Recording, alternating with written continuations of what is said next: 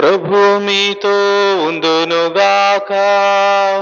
నీ ఆత్మతోను ఉండునుగాక. పునీత లూకా గారు రాసిన పవిత్ర సువిశేషములోని భాగము. ప్రభువా మీకు మహిమ కలుగునుగాక. లూకా సువార్త 10వ అధ్యాయము పరిశుద్ధ వచనములు 1 నుండి 12 వరకు. ఆ పిమ్మట ప్రభు 72 నియమించి తాను స్వయముగా వెళ్ళవలసిన ప్రతి పట్టణమునకు ప్రతి ప్రాంతమునకు వారిని ఇద్దరిద్దరి చొప్పున ముందుగా పంపెను.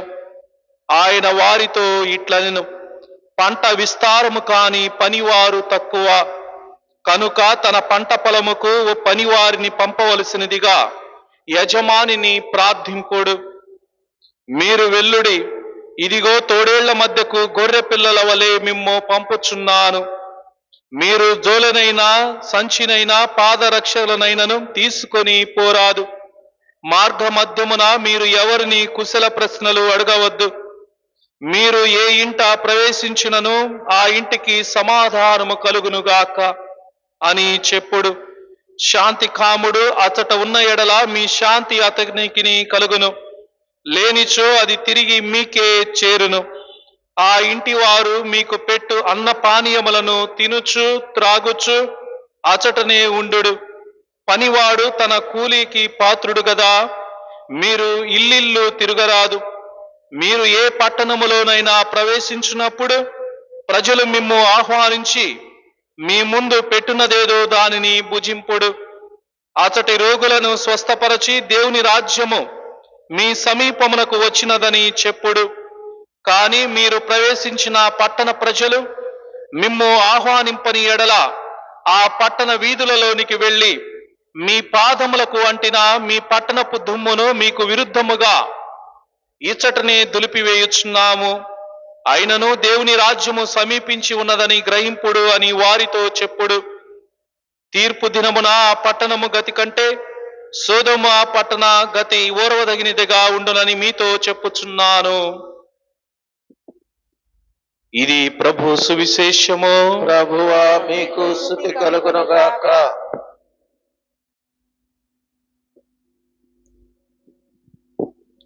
తండ్రి వందనం, యేసువా వందనం, యేసువా వందనం, ఆత్మదేవా వందనం, ఆత్మదేవా వందనం, త్రియేక దేవా వందనం. త్రియేక దేవా వందనం. హల్లెలూయా, హల్లెలూయా, హల్లెలూయా, హల్లెలూయా, హల్లెలూయా. హల్లెలూయా. అందరం కూడా కళ్ళు మూసుకొని చిన్న ప్రార్థన చేసుకుందాం.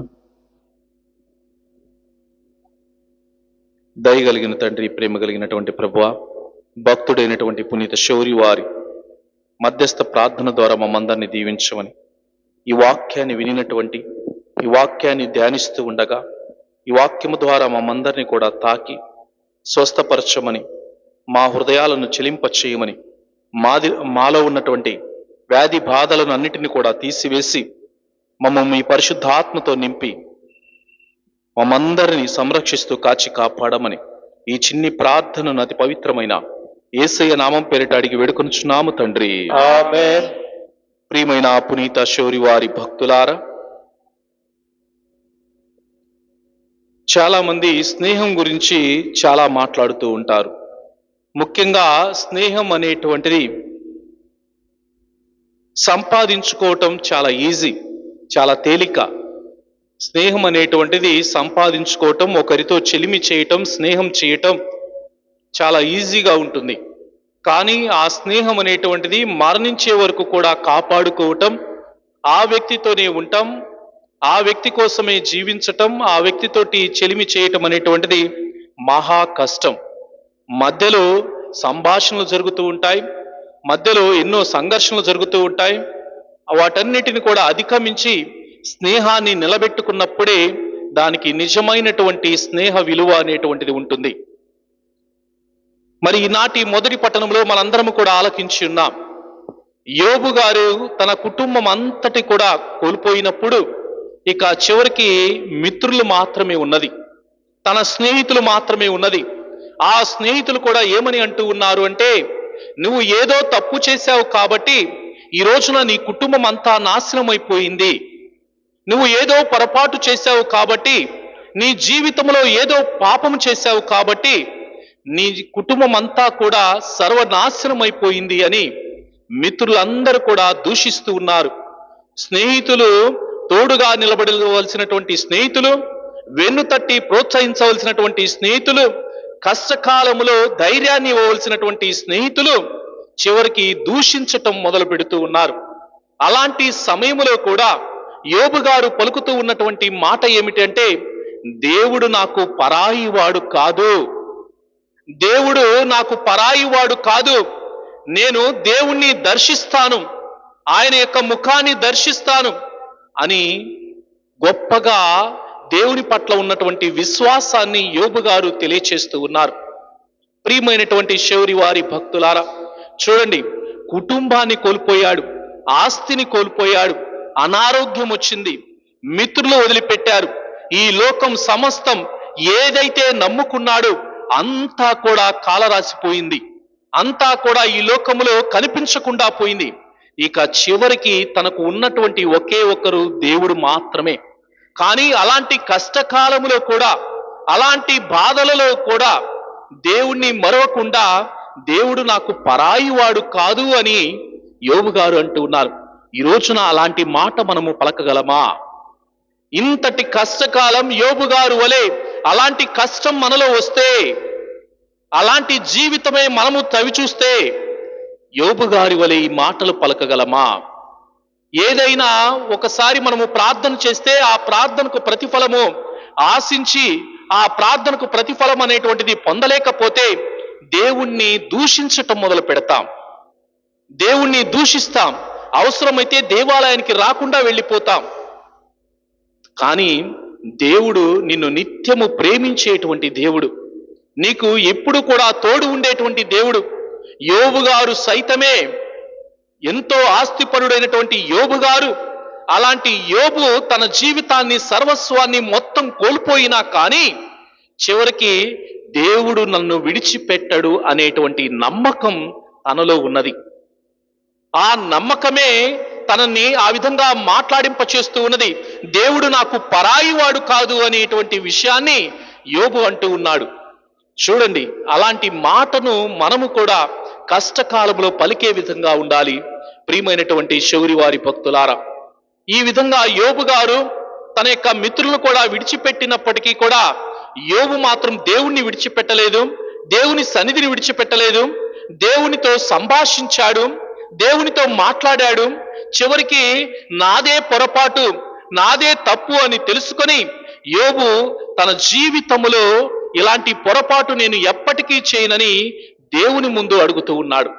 ఇక దేవుడు ఏం చేస్తూ ఉన్నాడు? ప్రతిఫలం అనేటువంటిది యోబు గారికి ఏ విధంగా ఇస్తూ ఉన్నాడు అంటే, తనకి ఉన్నటువంటి దానికంటే రెండింతలుగా, మూడింతలుగా, నాలుగింతలుగా దేవుడు యోబు గారిని ఆశీర్వదిస్తూ ఉన్నాడు. ఎందుకు? దేవుడు యోబు గారు దేవుణ్ణి విడిచిపెట్టలేదు కాబట్టి, కష్టకాలంలో దేవుణ్ణి అంటిపెట్టుకొని ఉన్నారు కాబట్టి, దేవుని యందు నమ్మకం ఉంచి దేవుని సన్నిధిలోనికి తను నడిపించబడ్డాడు కాబట్టి, ఎంతటి అనారోగ్యం వచ్చినా ఈ సమస్తము విడిచిపెట్టినా కానీ దేవుణ్ణి విడిచిపెట్టకుండా దేవుని హస్తాన్ని పట్టుకున్నటువంటి వ్యక్తి యోబు. ఈ రోజున మనందరము అలాంటి కష్టములు, అలాంటి దుఃఖములు మనము ఉంటాం. కష్ట సుఖాల కలయికే ఈ మానవుని జీవితం. ఎప్పుడూ కష్టం ఉండదు. ఆ జీవితంలో కష్టం ఉంటుంది, ఒకానొక సందర్భంలో సుఖం ఉంటుంది. నీ జీవితంలో ఒకానొక రోజు సంతోషం ఉంటుంది, బాధ ఉంటాయి. అంతేకాని జీవితం అంతా సంతోషం ఉండదు. ఏదో ఒక రోజున, ఏదో ఒక సమయమున, ఏదో ఒక పరిస్థితిలో ఆ కష్టం అనేటువంటిది నీ తలుపు తడుతుంది, నీ జీవితంలోనికి వస్తుంది. నీ జీవితంలో నువ్వు ఏదో ఒక రోజున, ఏదో ఒక సమయంలో కన్నీరు కార్చేటువంటి రోజు కూడా ఉంటుంది. కానీ అలాంటి సమయం వచ్చినప్పుడు అయ్యో దేవుడు నన్ను విడిచిపెట్టాడు అని అనుకోవద్దు. అలాంటి సమయంలో నువ్వు మరింతగా దేవుని పట్ల నమ్మకం ఉంచినప్పుడు, నువ్వు మరింతగా దేవుని పట్ల విశ్వాసం కలిగి జీవించినప్పుడు దేవుడు 30దంతులుగా, 60దంతులుగా, 100అంతలుగా దేవుడు నిన్ను ఆశీర్వదిస్తాడు. ఈ రోజున మనం తెలుసుకోవాల్సినటువంటి సత్యం ఇదే. ప్రియమైనటువంటి సహోదరి సహోదరులారా, దేవుడు తన యొక్క రాజ్యాన్ని విస్తరింప చేయటానికి తన శిష్యులను పంపుతూ ఉన్నటువంటి సమయంలో కూడా దేవుడు వారికి సూచనలు ఇస్తూ ఉన్నాడు. మీరు ఈ విధంగా ఉండండి, ఈ విధంగా ఉండండి, ఈ విధమైనటువంటి సమస్యలు ఎదుర్కొంటే ఈ విధంగా చేయండి, ఈ విధమైనటువంటి సమస్యలు వస్తే మిమ్మల్ని ఆహ్వానిస్తే ఆ కుటుంబాన్ని ఈ విధంగా దీవించండి అని యేసు ప్రభువే స్వయాన తన శిష్యులకు శిక్షణ ఇచ్చి విషయ సూచిక అనేటువంటి మాటలను కూడా తెలియచేసి వారిని ఈ లోకంలోనికి పంపుతూ ఉన్నాడు. ఈ రోజున మనందరము ఆయన రాజ్యంలోనికి ప్రవేశించటానికి, ఆయనతోటి ఉండటానికి, ఆయన దర్శించటానికి మనందరము కూడా తోడ్పడుతూ ఉన్నాం, మనందరము ప్రార్థనలు చేస్తూ ఉన్నాం. కాబట్టి ప్రియమైనటువంటి సహోదరి సహోదరులారా, దేవుడు మనకు పరాయి వాడు కాదు. ఈ విషయాన్ని గుర్తుపెట్టుకోవాలి. దేవుడు మనకు దూరంగా ఉండేటువంటి వ్యక్తి కాదు. దేవుడు మనకు దగ్గరగా ఉండేటువంటి వ్యక్తి, మనతో ఉండేటువంటి వ్యక్తి, మనలో తన యొక్క శరీర రక్తాల ద్వారా మన హృదయంలోనికి వచ్చినటువంటి వ్యక్తి, వాక్య రూపుడైనటువంటి వ్యక్తి, మనందరినీ దీవిస్తూ ఉన్నటువంటి వ్యక్తి. కాబట్టి అలాంటి దేవుని యందు నమ్మకం ఉంచి, విశ్వాసం ఉంచి మన జీవితాలు ఫలవంతమగునట్లుగాను ప్రభువు మనందరినీ పునీత శౌరి వారి మధ్యస్థ ప్రార్థన ద్వారా దీవించమని ప్రత్యేకంగా ప్రార్థన చేసుకుందాం. పితా పుత్ర పవిత్ర